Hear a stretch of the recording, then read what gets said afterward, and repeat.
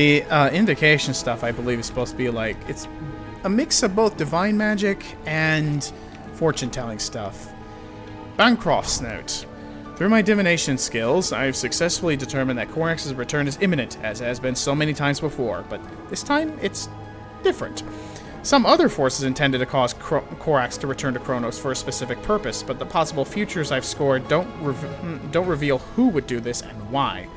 I can safely assume a fiend of some description desires this. Fiend, by the way, if I'm not mistaken, is like a generic term for any evil being, like a demon or devil. But whether the fiend in question be natural, demon, or devil, I cannot say for sure. Another thing that my visions have foretold is the arrival of the youngest Serpent Rider, and the vision assures me he is arriving to see what will become of Corax after he is banished by the Triumvirate. Triumvirate? I assume this means Baratus, Parias, and Daedalon may reform society to what it was under Traductus Menelkar's Edict's rule, but why? Fortune-telling apparently is always a vague affair.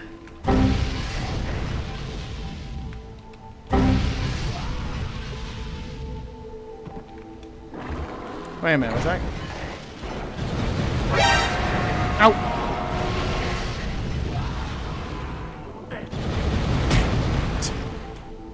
Was I? Oh, okay, I guess I wasn't. I thought I was making that thing shatter multiple times, like that one window in the, Bright Crucible.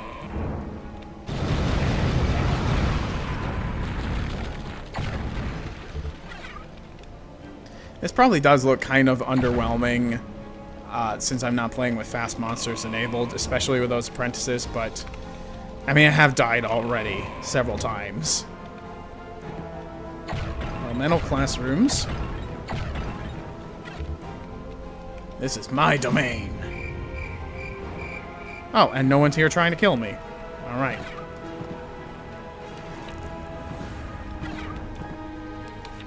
More lore. Races of Kronos, the Orcs. While not a natural race like humans, dwarves, and even ratmen, the Orcs are still a unified people in spite of their extraplanar heritage. So this means they technically qualify as a kind of fiend. The Orcs are fiends of the Nether who embody death and war. Well, there you go. Whenever a mortal is slain in the midst of battle, their soul may be taken by the Netherlords, the Four Horsemen. Once it is in their hands, they will shape the dead soldier into an Orc, or Uruk-thal. These creatures live for the thrill of battle, where they may slay other soldiers in order to create more of their kind. With a myriad of wars that are being waged, or have been waged across the material plane, it's safe to assume the Orcs are countless. During Corax's invasion of Kronos, so many were hired to assist him that a large group of them settled in the northern mountains, effectively forming their own society outside of the Nether, where Orcs are the supreme rulers. This gives the Horsemen a frightening foothold in Kronos, and the Orcs are coordinated enough that they can remain in their cities undisturbed by the other races who would try to banish them. A hint of Lord of the Rings crossover present there too, and also Lynn's note. Femvax is concerned that we may have demon cultists among our ranks that seek to use the abyssal mold that remains after a castle in the Baronian Isles was thrown into the abyss by Calaxidus. Unintentionally. He jumped to this conclusion specifically because a lot of our more promising conjuration wizards summon and bind chaos serpents to their service. I suppose that is a good reason to assume we may have some demon cultists here, but I know for a fact Martumul enforces restrictions on the summons. For one, his apprentices are not allowed to summon intelligent demons, because they will try to trick the summoner into some horrible deal that will end in their damnation. Until I see the apprentices summon something like a Baelor, I will remain sure we do not have any cultists in Gryphonhold. Yeah. Helps to keep that paranoia under control. Okay, that's the conjuration room. What's this way? Another elementalist branch.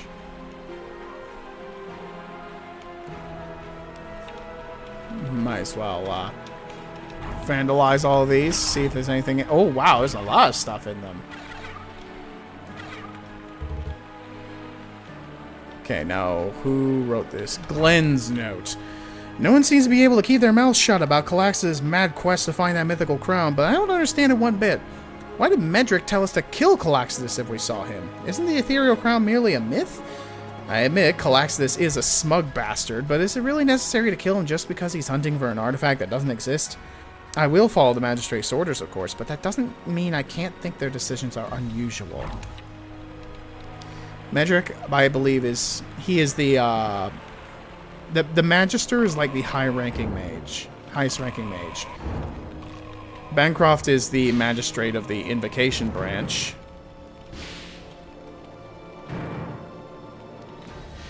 Ah, here's the Conjuration classroom. Strange, the Abyss Essence gem is missing from the chart. I also see someone left their key at the Grand Library.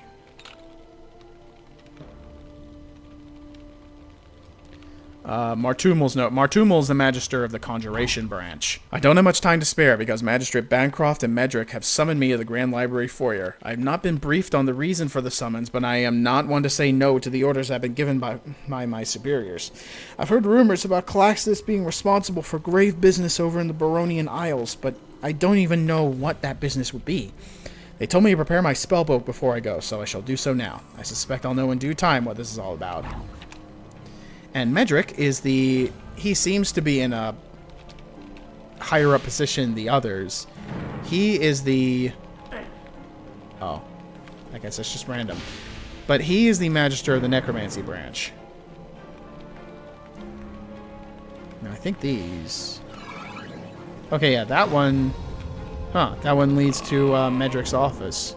These portals can be used to teleport to various locations around the hold. Okay, this courtyard. I think we have everything we need, so I just need to find the sentry station again. Wherever that was. Ah, here it is. Now that, I believe, is the path to the Grand Library itself.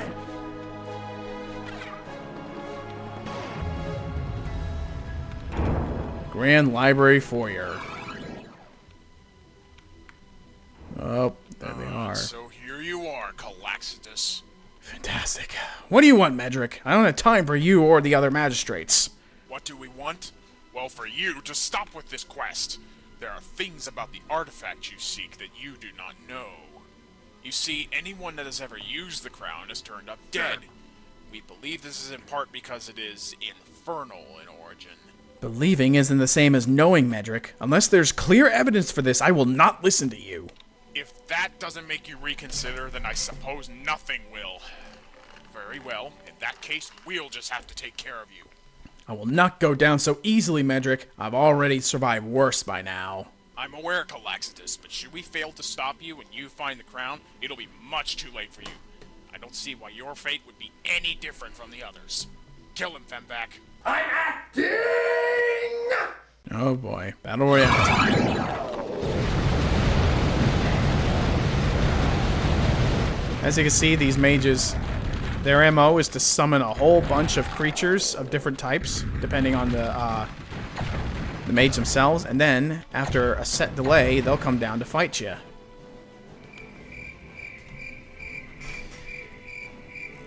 Eventually. You have to wait quite a while for this. Nope, yep, there's Magistrate Femvac. He's got elementalist weapons, as you can see. So he shoots very rapid-fire ice shots. And he also shoots those red things the apprentices shoot. Always a bumbling fool. Good riddance, I say. Damn, I dude. hope you'll be far more competent, Land.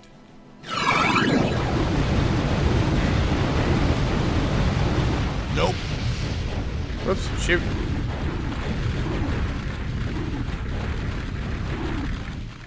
You probably guessed, but Lind is also an elemental magister. And I believe he also has the fire wand. You have to wait quite a while. Yeah. I almost wonder if the duration for this should have been kept much shorter. I'm going to cut a lot of this out, obviously. There he is. He also has a little more health. And they also, all the magisters shoot out those little red things. Internally, they're referred to as cant rips. I don't know why. Hang on, is he gonna do it again? Okay, no, not that one. Here's the road to disappointment, as they say. Bancroft, deal with him. And as I said, Bancroft is the Invocation Magister. So as you can see, summons bishop types.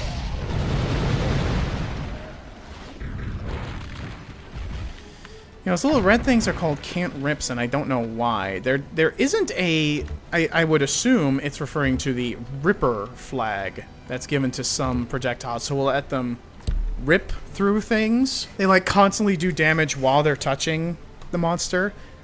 The flames from the Fire Wand are an example of a Ripper.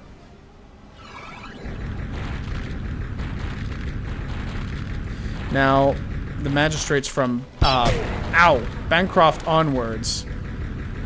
These guys also do not flinch, and they are much harder to kill, as you can probably see.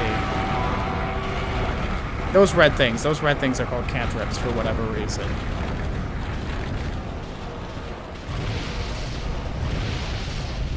Come on, hit him with the flame pillar, yeah!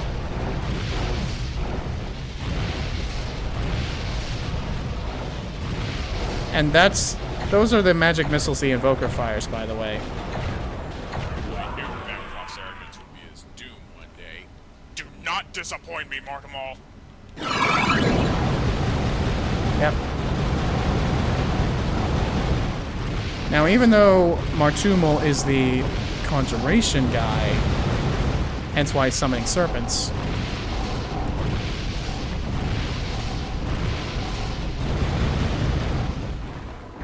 he also has elementalist weapons. And I believe Martumal also uses Pillar of Flame, so I'm gonna have to stay moving.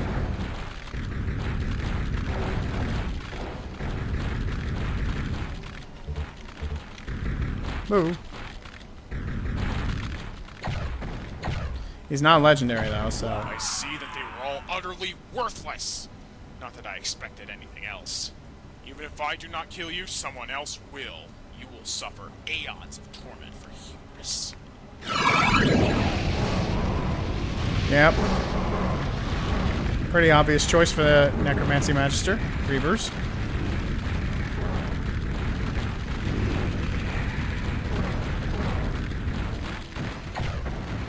Now, the Necromancer weapons are arguably the most difficult to fight against in a PvP setting, so hoo boy. I don't think he's going to turn legendary. Oh, jeez. I didn't even realize Medric's also faster than the rest.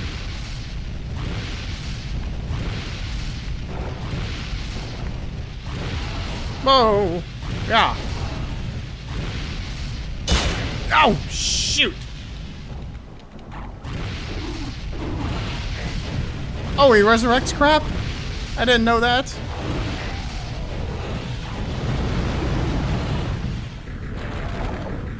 Although they appear to be attacking him and not me. Okay.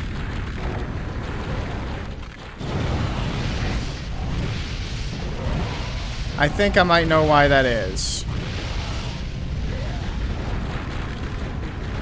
Oh wait, no. Some of them are getting resurrected. Oh wait, no. It's because the serpent's right. Dead. Oh, damn!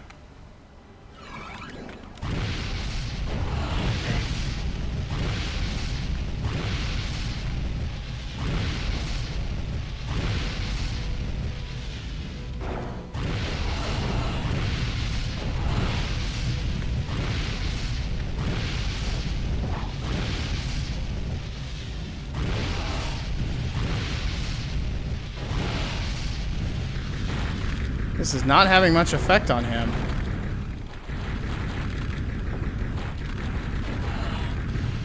Yeah, shoot.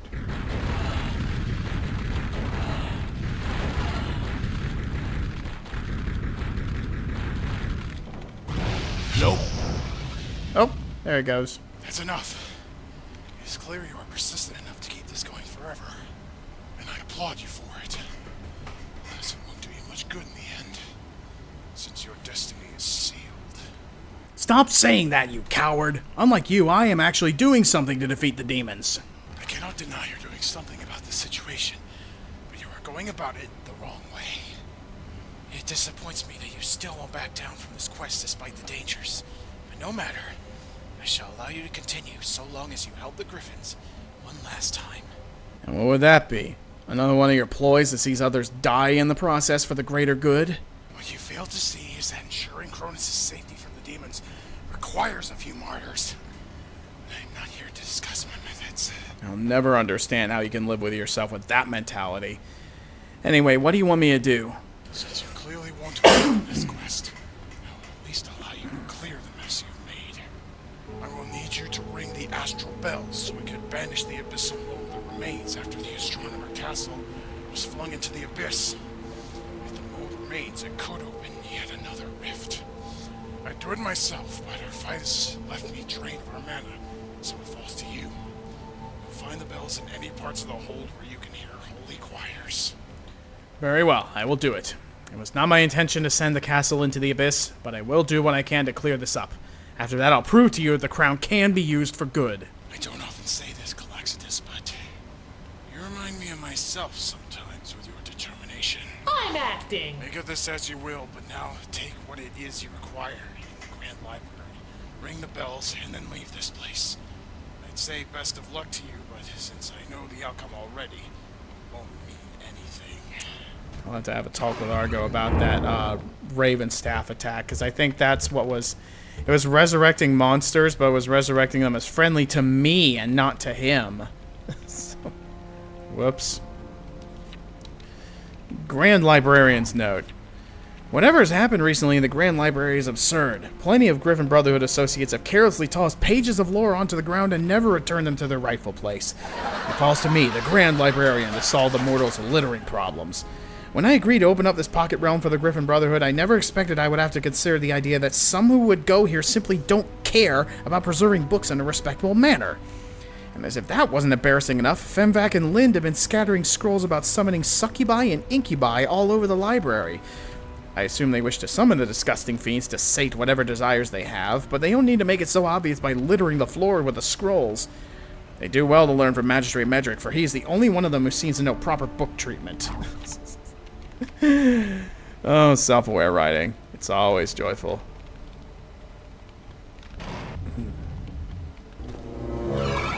Oh. Wow, crap. And those portals are sealed up now.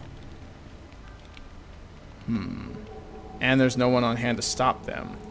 Here we are at the Grand Library. I may have to look around for a while, but there must be something in here about the Serpent Halls. And yeah, this is the place where if you fall, that's death.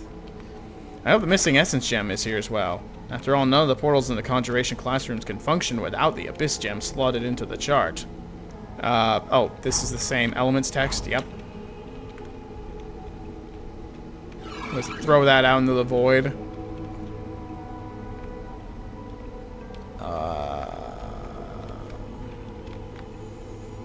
Yeah.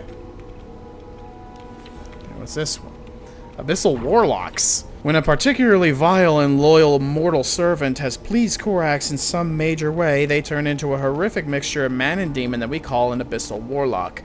These twisted men serve their master dutifully, for in their transformation they swear to never go against their master.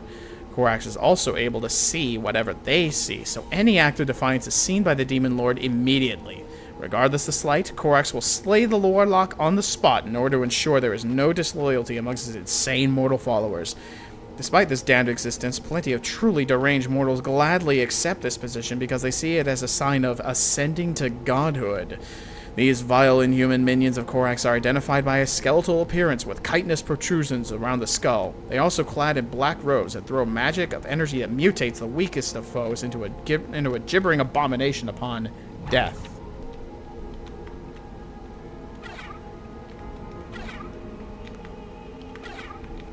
Truly a fate worse than death at that point. We also got gods within the multiverse.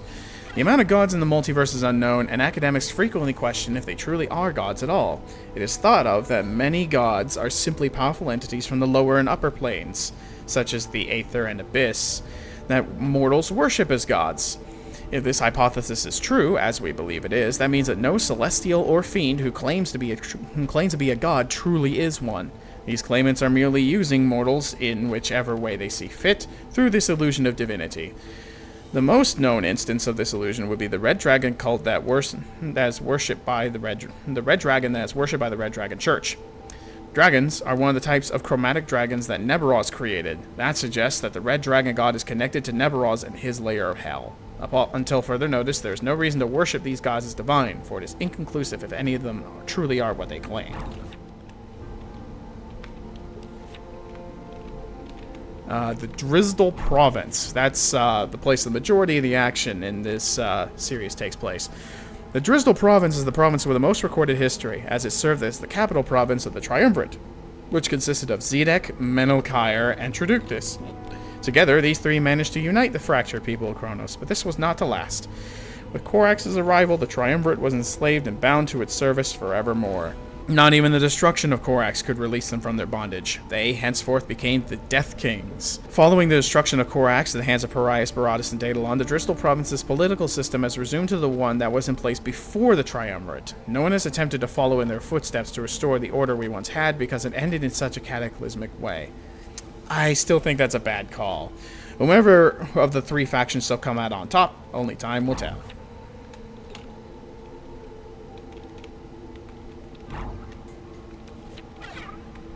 Got another one. Which one is this? Races of Kronos, the Lizard Men. The Lizard Men of Kronos inhabit all bogs and unwholesome locations of the world. Very little is known about this race, aside from their barbaric society and taboo cultural cannibalism. What little contact humanity at large has with the Lizard Men has come in the form of shaky alliances and trade deals between the farm communities that border next to the Great Swamps. Physically, they look very much like humans would have if they evolved from common swamp lizards. They even sport the same dimorphism as humans do. This is strange, for a reptilian species would have little need for dimorphism, so perhaps they may be in alchemical experiments set loose? Whatever their origins may be, only the lizard men would know, and they're not keen on telling us any of it. What it means by dimorphism, I believe, is sexual dimorphism, and that means that the males and females of the race look noticeably different from each other. Humans are a race that has sexual dimorphism.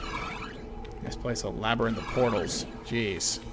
I wonder if the Grand Librarian is so upset about how much littering they've been doing down here that he's basically almost passive-aggressively not putting signs out and building this place as a labyrinth.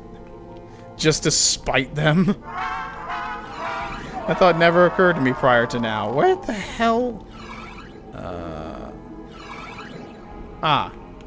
new stuff. The balance. Okay, yep. We already read that one.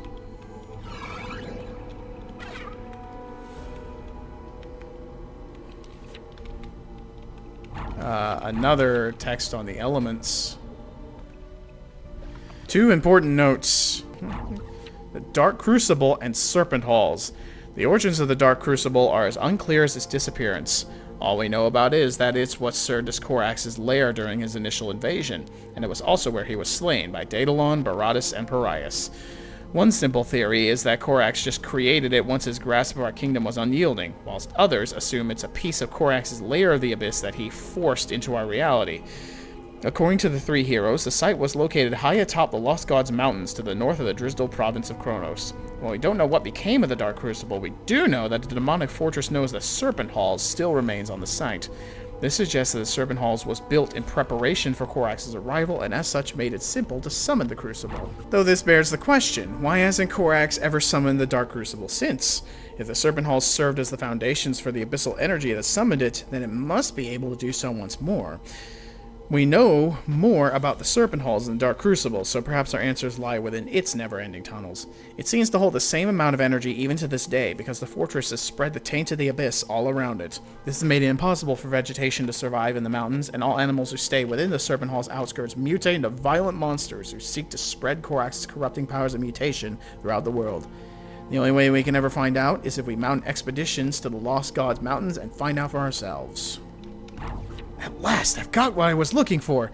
These notes say that the location of the Serpent Halls is in the Lost Gods Mountains, the same place where the Dark Crucible once was. This won't be easy, because a contingent of Korax's horde resides in those mountains. I go right away, but I first need to ring the astral bell so the abyssal modal in the Baronian Isles is cleansed. This one? No. Oh! There we go. Nice. Hey, dude. Oh, what? I scoped that guy out. Oh, right. This is one of the bell towers. And as you can see, any apprentices and any monsters who are still present... Ow, shoot. Who are still present in the area will still attack me on sight. There's been no stand-down order given out, I guess.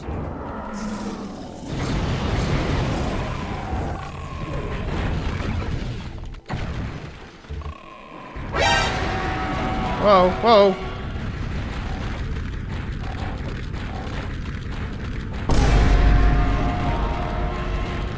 No? Okay. That looked like it could get hairy. Bell Tower Courtyard.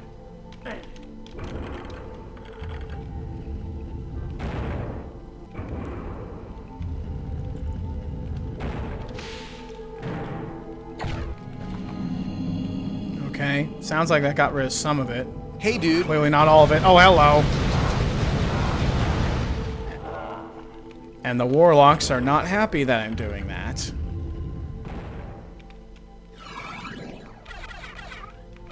Ooh, lots of stuff.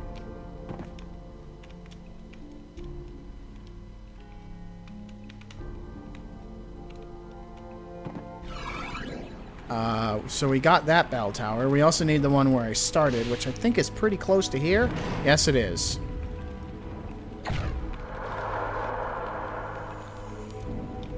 And another one. Yep.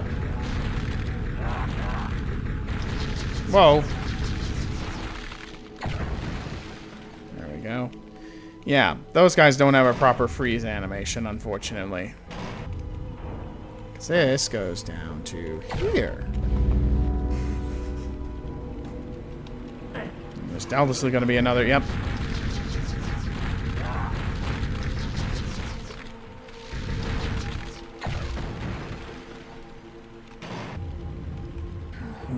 Oh, wait. No, I need to... This is an easier way to get there.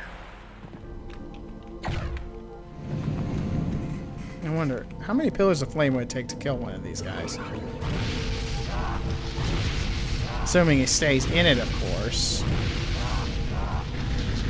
It looks like it takes quite a few still.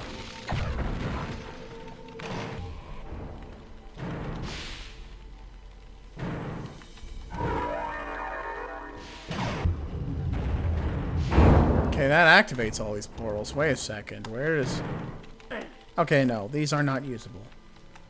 Portal's only operational with essence gems from all known realms slotted into the chart. There we go. Portal's been activated. Damn crown better be worth all this trouble. I don't care what Medric says. I shall succeed and use it for good, regardless if it is infernal or not. Infernal meaning it's from hell.